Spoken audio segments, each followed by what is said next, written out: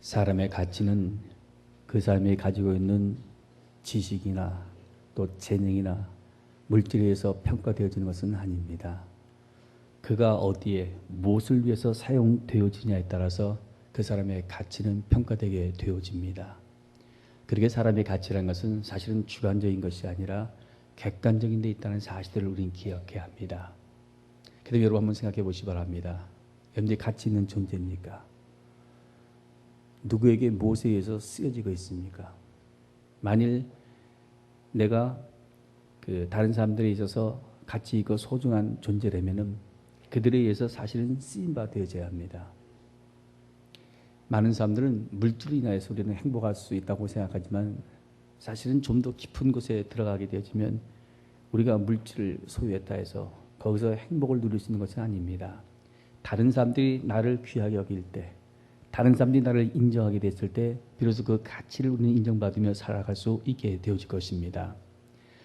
일본의 유명한 사업 가운데 혼다 순배라는 분이 있습니다. 젊어서는 큰 사업을 했던 분이었지만은 나이가 들어서 이제 은퇴를 합니다. 집에서 특별히 한 일이 없이 이 사람이 소유를 하게 되어지는데 무슨 생각을 가지냐면은 자기는 쓸모없는 사람이 아니냐, 이렇게 밥만 축 내고 세상을 사는 것이 아닌가 하는 생각을 가지고 있었답니다. 어느 날 손자가 자기 무릎에 앉아서 잠을 잤는데 이 아이가 잠을 자면서 잠꼬대 하더래요. 할아버지 도와주세요, 할아버지 도와주세요, 막 그런 얘기를 하더랍니다. 그때 이 사람이 정신이 번쩍 들었답니다. 자기가 쓸모없는 존재라고 봤지만은 이 아이에게 있어서 자기는 필요한 존재였기 때문에 저희가 꿈에서까지도 자기에게 도움을 구하는구나. 그렇다면 이 아이같이 나의 도움을 필요한 사람에게 도움을 베풀며 살아야겠다 해서 기독교인으로서 그가 귀한 일들을 행하는 사람이 되게 되었답니다. 여러분들, 우리가 인생을 살면서 자기 스스로를 돌아볼 때 정말 자기는 시원치 않은 삶이다, 쓸모없는 존재다 하고 생각할 때가 있지만은, 그러나 우리가 분명히 기억해야 합니다. 내가 나 자신을 돌아볼 때 내가 쓸모없는 존재라고 생각할지라도 하나님 우리를 귀하게 보십니다. 내가 이 땅에 존재하는 이유는 아직까지도 이 땅에서 내가 해야 할 일이기 때문에 하나님께서 우리를 이 땅에 남겨두신 것입니다. 그 사명이 끝나는 순간 하나님은 우리를 데려가게 되어질 것입니다. 그리고 우리는 인생을 살아가면서 내게 기대를 걸고 계신 그 하나님의 뜻에 합당한 삶을 살아야 합니다. 우리는 모세 그러면 위대한 인물이라고 생각합니다. 그러나 가만히 좀 생각해 보시기 바랍니다. 모세가 하나님을 만나기 전까지 모세는 정말 별볼 없는 사람이었습니다. 애굽에서 이 사람은 사람을 죽인 살인죄를 지고 도망왔던 사람입니다. 그의 나이 이제 80이고 목동에 생활을 했는데, 목동에 생활한다 할지라도 자기 양떼가 아니라 장인의 양떼를 치고 있던 사람이었습니다. 그는 이방인과 결혼했습니다. 이것은 선민으로서의 모든 권한을 포기한 것과 사실은 같은 겁니다. 그리고 그에겐 꿈도 비전도 야망도 없었습니다. 여러분 한번 생각해 보시기 바랍니다. 야곱은 자기 외삼촌 집에 가서 20년을 생활합니다. 20년 동안에 외삼촌의 재산을 거의 자기 것으로 만들지 않습니까? 야망이 있었어요. 근데 모세는 40년 동안 장인의 양떼를 치면서도 한 마리 자기 양을 소유하지 않습니다. 이거 뭘 말하는 것입니까? 인생을 포기한 것을 말하는 겁니다. 그는 꿈도 없었고 비전도 없었고 나이 80에 처가살이 하면서 살인자로서 그는 비참한 삶을 살았습니다. 그런데 이 모세에게 결정적인 순간이 오게 되어집니다. 그가 전능하신 하나님을 만나게 되어집니다. 하나님을 만남으로 말미암아 그의 인생은 완전히 변화되게 되었고, 오늘 11절에 보면은 이스라엘 백성을 인도하는 사명을 받는 가운데 이스라엘 백성을 애굽에서 인도하는 위대한 구원자의 사역을 그는 감당하게 되어집니다. 자, 그렇다면 이 모세가 어떻게 하나님을 만났으며 하나님은 그에게 무엇을 명령했으며 그가 만날 하나님은 누구인가 하는 것을 우리는 다시 한번 생각하는 가운데, 우리 역시 하나님을 만남으로 말미암아 근본적인 삶의 변화가 우리의 삶을 통해서 나타날 수 있어야 할 것입니다. 먼저 어디서 하나님께서는 그 사람을 만나게 되어집니까? 여러분 그 2절 말씀을 보시기 바랍니다. 여호와의 사자가 떨기나무 불꽃 가운데서 그에게 나타나시니라 하고 나와 있지 않습니까? 여러분, 왜 하나님께서 떨기나무 불꽃 가운데서 모세에게 만나주신 것 같습니까? 사람이 사람을 쓰는데도 아무나 쓰지 않습니다. 캐나다 토론토에 가면 핍스 처치라는 세계적으로 선교사를 많이 파송한 교회가 있습니다. 거기 심호하고 있는 오스왈드 제이 스미스 목사님은 선교사를 파송할 때 8가지 조건에 의해서 선교사를 파송한다고 합니다. 첫 번째는 목적이 하나만이 있는 사람을 보낸다는 것이에요. 사람의 능력이라는 것은 거의 비슷합니다. 그런데 한 가지 목적에 자기 자신을 헌신할 수 있는 사람은 인생의 성공자가 되어질 수 있고, 많은 목적을 가지고 살아가게 되면 이것도 제대로 못하고 결국 저것도 제대로 못하게 되어집니다. 그렇기 때문에 목적이 하나 있는 사람을 사용하십니다. 그 다음에 두 번째, 이분은 그 목적을 성취하는 데 있어서 반드시 장애물이 있습니다. 여러분, 실패자의 특징이 뭡니까? 이거 좀 해보다 안 되면 치워보고, 저거 좀 하다 어려우면 그만두고, 결국 그 사람은 인생의 실패자의 길을 걸어갈 수밖에 없게 되어질 것입니다. 그러기에 목적은 하나가 있어야 하고, 그 목적을 성취하는 데 있어서 장애물을 극복할 수 있는 경험이 있는 사람을 사용합니다. 여러분, 모양 칼럼에 뒤에 나와 있습니다. 그 다음에 세 번째로는 온전하게 하나님께 맡기는 신앙의 사람을 사용하고, 기도의 승리의 체험이 있는 사람. 다섯 번째는 하나님의 말씀을 부지런히 연구하고, 여섯 번째는 메시지를 가지고 있고, 일곱 번째는 믿음의 결정적인 결과를 체험한 사람이고, 마지막에는 성령의 기름을 부음받은 자를 갖다가 선교사로 사용한다고 이야기합니다. 사람이 사람을 쓸 때도 아무나 사용하지 않습니다. 하나님께서 사람들을 사용할 때 아무나 사용하겠습니까? 그렇기 때문에 하나님께서 왜 모세를 사용하셨고, 또 모세를 부르게 되었을 때 이 떨감이 불꽃 가운데서 그를 부르셨는가 하는 것을 먼저 우리는 생각해야 할 것입니다. 모세의 생애는 120살을 그는 살게 되어집니다. 근데 그 생애가 크게 세 단계로 나누게 되어지는데, 1세부터 40세까지는 애굽에서 바로 공주의 아들이라고 칭함을 받으면서 애굽의 모든 학문을 배웠던 시기였습니다. 우리는 그 시기를 가리켜서 자아 중심의 시기라고 그렇게 얘기합니다. 자기 힘으로 얼마든지 세상을 살아갈 수 있다는 겁니다. 그래서 자기 힘으로 이스라엘 백성을 인도하기 위해서, 해방시키기 위해서 심지어 애굽의 병사까지 죽였던 사람이 바로 모세였습니다. 철저한 자기 중심의 삶이었습니다. 하나님 이런 모세를 연단시키기 위해서 40년 동안 미디안 광야에 보내게 되어지는데, 바로 40세부터 80세까지의 시간이 바로 그 시간이었습니다. 이 시간을 가리켜서 뭐라고 얘기합니까? 연단의 시기라고 이야기합니다. 그리고 80세에 하나님께서 모세를 만나주시고 이스라엘 백성을 해방시키는 구원의 역사를 이루게 해주시는데, 이것이 바로 신중심의 시기입니다. 바로 하나님께서는 80세의 모세에게 나타나서 꺼지지 않는 떨기나무 속에서 자신을 보여주셨는데, 그 이유가 뭡니까? 여러분, 오늘 본문에 봐도 3절에 그 얘기가 나오죠. 떨기나무에 불이 붙었지만 타지 아니했어요. 3절에 한번 같이 읽겠습니다. 이에 가로되 내가 돌이켜 가서 이 큰 광경을 보리라. 떨기나무가 어째 타지 아니하는 거 하는지라 하고 이야기하지 않습니까? 떨기나무, 그러니까 우리가 대단한 나무처럼 보이지만은 아카시아 나무입니다. 아카시아 나무에 불이 붙었으면 어떻게 돼요? 타이죠. 그 다음에 재가 되죠. 그러나 이 불이 꺼지지 않고 계속 타올랐습니다. 그게 이것을 바라봤던 모세가 뭐라고 얘기해요? 이 큰 광경이라는 것이에요. 도대체 이게 뭐냐? 뭐였어요? 하나님 이 광경을 통해서 모세의 일생을 보여주신 겁니다. 이제까지 모세는 자기 중심의 삶이었습니다. 자기 힘으로 자기의 능력으로 살 수 있다고 생각해서 살았던 사람이었지만, 결국 지난 삶을 조용히 돌아볼 때 아무것도 없는 거예요. 죄밖에 남은 것이 없었습니다. 8세의 나이에 그가 소유할 것이 뭐 있었습니까? 바로 이러한 모세에게 하나님은 나타나서 꺼지 않는 떨기나무 불꽃 속에서 네 인생을 돌아봐라. 네가 이제까지 자기를 태워서 살았지만 남은 것이 뭐였는가? 그러나 하나님께서 역사한다면 이 떨기나무가 꺼지지 않는 불처럼 타오르듯이 계속해서 타오를 것을 상징적으로 그에게 보여준 것입니다. 적어도 우리가 인생을 성경으로 살려면 내가 누군가를 알아야 합니다. 내가 누군가를 알 때 무엇을 위해서 어떻게 살 것인가 하는 것을 결정할 수 있게 되기 때문에 그렇습니다. 그때 하나님께서 먼저 모세에게 자기의 실체를, 자기의 삶을 돌아보도록 떨기나무 속에서 꺼지 않는 불꽃으로 나타나게 되었던 것입니다. 이 주님께서 그에게 나타나서 주신 메시지가 뭡니까? 여러분 그 5절 말씀을 보시기 바랍니다. 같이 한번 읽겠습니다.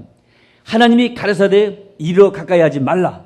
너희 선 것은 거룩한 땅이니 내 발에서 신을 벗으라. 왜 신을 벗으라고 얘기합니까? 신을 벗는다는 것은 뭘 의미하는 것입니까?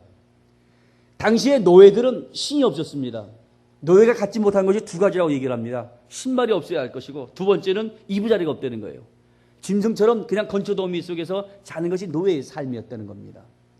지금 신을 벗으라는 것은 너 이제부터 노예가 되라는 거예요. 내 방법, 내 지식, 내 능력 이것을 신뢰하고 살았던 모세였지만 이 모든 것을 내려놓고 철저히 하나님께 복종하라고 하나님은 그에게 명령하십니다. 데이비드 리빙스톤의 이야기입니다. 이 사람이 하나님께 기도하는 가운데서 비전을 받지 않습니까? 그래서 콩고에 가서 하나님의 복음을 증가를 원했습니다. 근데 그 원주민 지역을 들어가려면 추장의 허가를 받아야 합니다.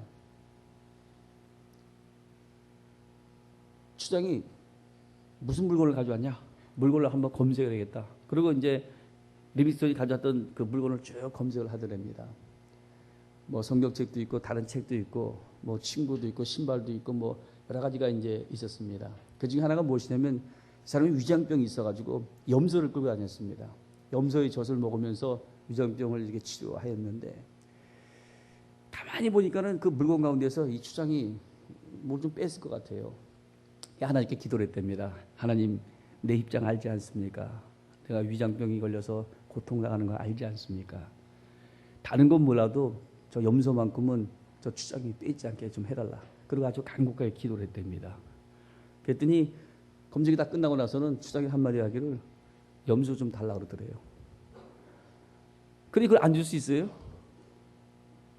속으로 기도까지 했는데 참 하나님이 계신데 너무하다 그러면서 그걸 줬대요. 그랬더니 요만한 막대기 하나를 주더랍니다. 그러면서 기분이 나빴죠. 그 귀한 염소를 갖다가 뺏어놓고는 막대기 하나, 이건 또 뭐냐 그러더니 통역하는 사람이 얘기하더랍니다. 막대기 굉장히 중요한 거라고. 저 추장의 영향권 안에 있는 어느 부족에 들어간다 할지라도 그 사람들이 그 보호해주고 통과하도록 허락하는 그 막대기라고, 홀이라고, 그러고 가르치더랍니다. 나중에 리빙스턴은 그로 인해서 자유롭게 다니면서 복음을 선포할 수 있고 하나님은 리빙스턴의 위장병을 치료하는 가운데 예전보다 더 강건해서 마음껏 선교적 사역을 감당할 수 있었다 합니다. 여러분, 종의 일이라는 것은 뭐예요? 순종이거든요. 가라 그러면 가야 돼요. 여러분 성경을 보게 되면 여러분 한번 보시기 바랍니다. 이 4장에 넘어가게 되면 모세는요, 하나님이 가라 그러면 철저하게 순종을 못해요. 4장 10절에 보세요. 뭐라고 얘기합니까? 모세가 여호와께 고하되 주여 나는 본래 말에 능치 못한 자라. 주께서 주의 종에게 명하시 후에도 그러하니 나는 입이 뻣뻣하고 혀가 둔하나이다. 주님 뭐라고 얘기해요? 여호와께서 그에게 이르시되 누가 사람의 입을 지었냐? 누가 벙어리나 귀머리나 눈 밝은 자나 소경이 되게 했느냐? 나 여호와가 아니냐? 그 다음에 뭐라고 얘기해요? 12절에 이제 가라. 내가 내 입에 함께 있어 할 말을 가르치리라. 가라 그러면 가면 돼요. 나머지 누가 책임지는 것이에요? 그건 하나님의 역사거든요. 이게 종의 사역입니다. 13절에 보면 이 모세가 또 얘기하죠. 뭐라고 얘기합니까? 보낼 만한 자를 보내달라는 것이에요. 나중에 14절에 보면 하나님 뭐라고 얘기해요? 모세에 대해서 이제 화를 내요. 하나님이 그걸 몰랐겠습니까? 알고 있음에도 불구하고 그가 순종하기만 하면 그의 삶에 필요한 모든 것들을 채워주시고자 했음에도 불구하고 이 사람이 온전하게 순종하지 못함으로 말미암아 결국 하나님께서 나중에 노를 바라게 되었는데 종의 삶은 뭐예요? 순종이에요. 종의 피를 채우는 건 뭐예요? 주님의 일입니다. 우리가 하나님의 말씀에 순종하며 나갈 때 우리의 삶 속에 필요한 것을 채우는 것은 주님의 역할입니다. 그것까지 우리가 염려하고 근심할 필요가 없어요. 그렇게 하나님께서는 모세를 부르고 난 다음 제일 먼저 주신 메시지가 심 벗어라. 이제부터 네가 종이 되어서 철저하게 순종하라고 이야기하는 것입니다. 그리고 두 번째로는 죄를 버리라는 것입니다. 하나님, 그럼 우리는 뭘 생각합니까? 하나님의 여러 가지 성품이 있지만 그 성품 가운데 하나는 뭐예요? 거룩입니다. 이 거룩이라는 것은 헬라 원어로 하기오스, 구별됐다, 상별됐다는 것입니다. 죄가 있는 가운데 하나님 결코 역사하지 않습니다.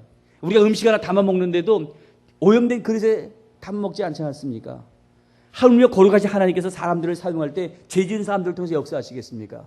이사야 59장 1절 2절에 보면 여호와의 손이 짧아서 건치 못함이 아니고 여호와의 귀가 둔해서 듣지 못함이 아니라 너와 나 사이를 막고 있는 죄악이 있게 갈 수 없다고 한탄하지 않습니까? 죄를 범하게 되어지면 우리 하나님께 나가서 기도한다 할지라도 그 응답을 경험하지 못합니다. 성경 우리가 뭐라고 말해요? 회개하라는 것이에요. 메타노니아, 죄악된 방향에서 이제는 하나님 중심의 삶으로 방향을 전환하라는 것입니다.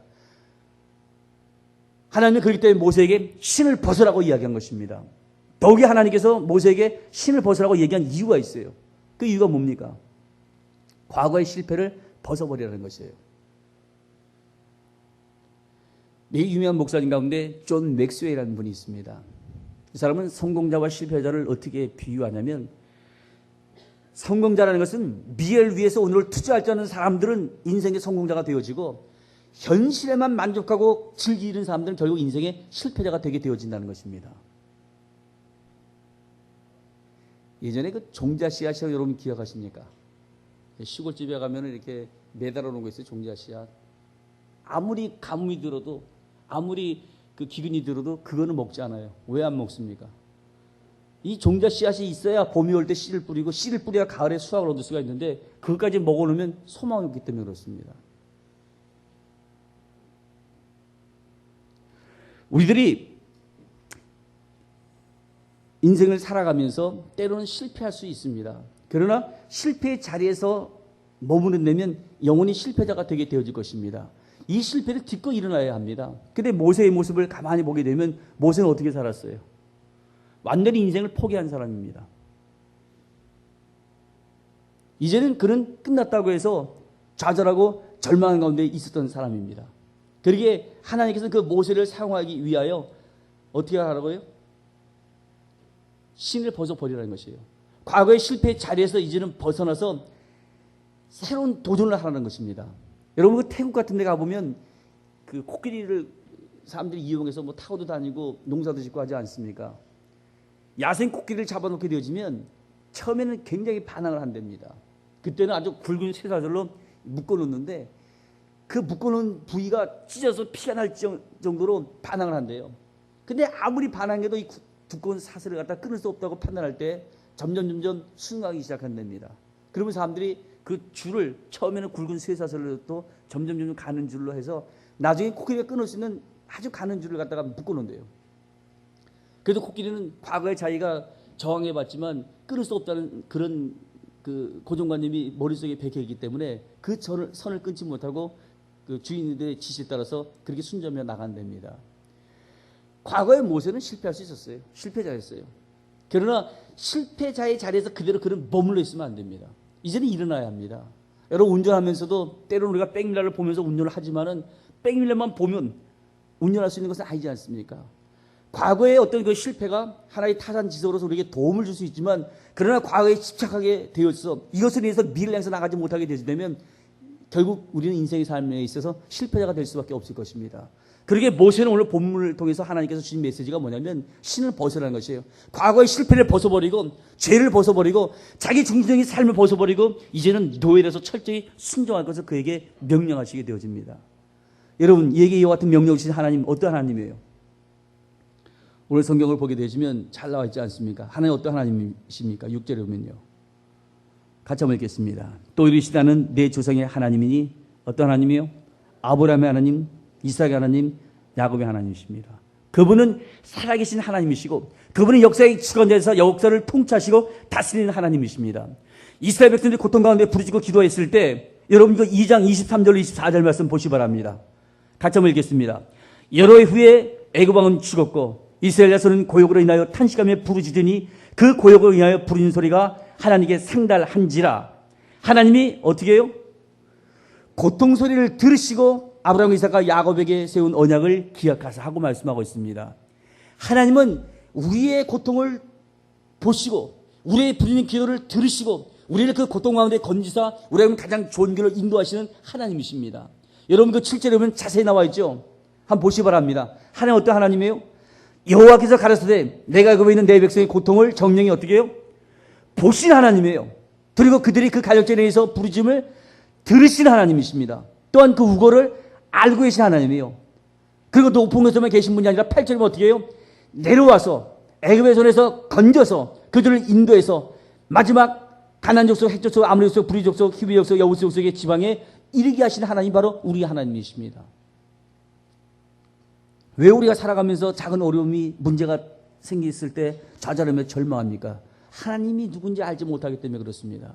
그분은 살아서 역사하신 분이시고 우리의 고통을 알고 계시고 우리의 부르짖은 기도에 응답하시며 우리를 모든 고통 가운데 건지시길 원하시는 하나님이십니다. 더욱이 그분은 12절에 보면 어떻게 나와 있어요? 12절 같이 한번 읽겠습니다. 내가 정녕 너와 함께 있으리라.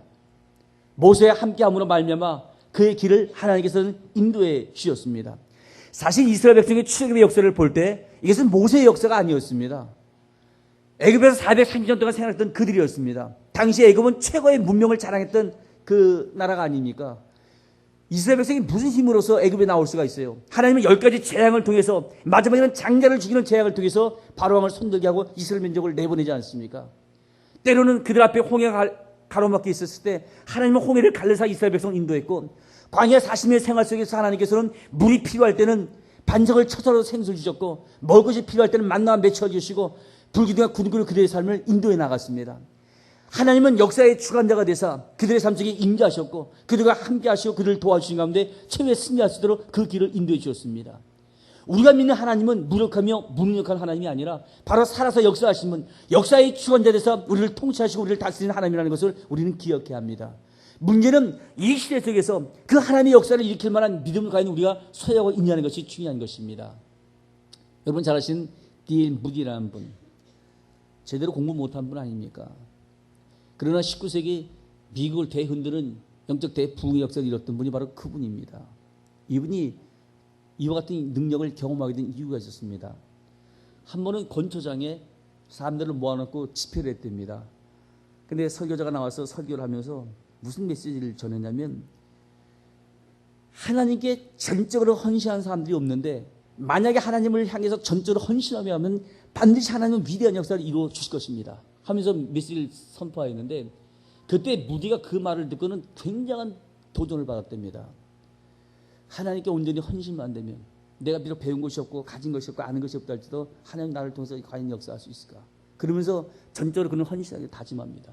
그때 하나님께서는 그 무디를 통해서 그 놀라운 대역사를 이루게 해주셨습니다. 여러분, 모세 하나님 만나기 전에 어떤 사람이에요? 좀 죄송하지만 별볼일 없는 사람이니까요.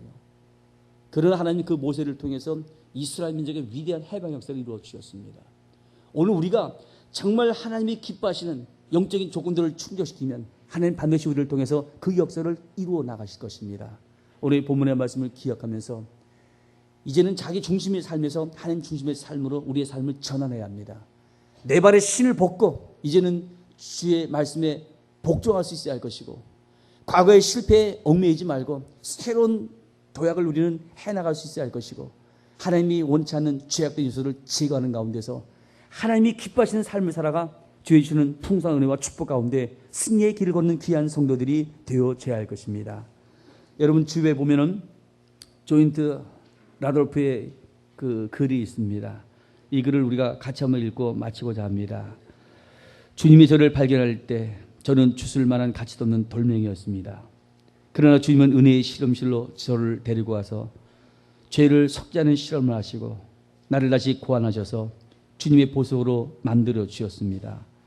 다소 거칠긴 하지만 오랫동안 갈고 닦으면 주님은 저를 그의 보좌 앞으로 이끌어 가실 것입니다. 그때는 저도 하나의 흠없는 보석이 될 것입니다. 지금은 무가치한 돌멩이 같은 존재들이지만 우리가 주님을 신뢰하며 믿음으로 나갈 때 하나님 우리를 보석으로 변화시켜 주실 것입니다. 모세를 변화시켰듯이 주님은 우리를 통해서 반드시 하나님의 위대한 역사를 이루어 나가실 것입니다. 주님을 신뢰하고 주님과 함께 동행하는 가운데 주의 도우심 속에서 성공적인 믿음의 역사를 이루어나는 귀한 성도들이 다 되어주시기를 주의 이름으로 축원드립니다. 기도하겠습니다.